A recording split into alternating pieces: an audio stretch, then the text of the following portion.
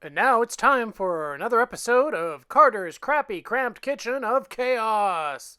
In today's episode, we are going to show you how to cut avocados without cutting your hand.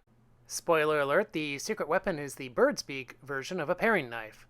Use this like I do, and you'll never cut your hand again cutting an avocado.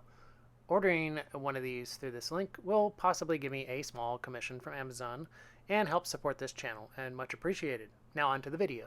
How to cut an avocado up for guacamole or whatever without cutting your hand. I hear people having horrible hand cuts on the palm usually because they don't have knife skills. So develop your knife skills.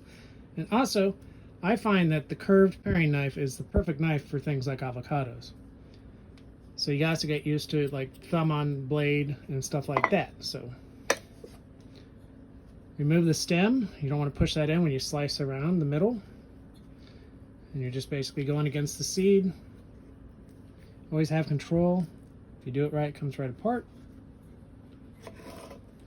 Slice it through. Thumb here.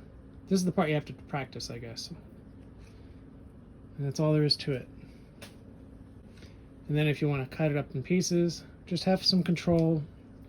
You can feel the blade hitting your fingers, but you're not pushing really hard or fast, so you can feel that it's not going to slice your skin. Even though this knife is really sharp, it's not going to cut you. But again, practice makes perfect. Never cut my hands cutting avocados, ever.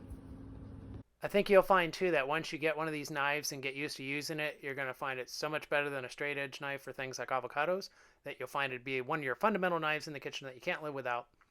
So again, if you'd like to order this knife, the link is in the description.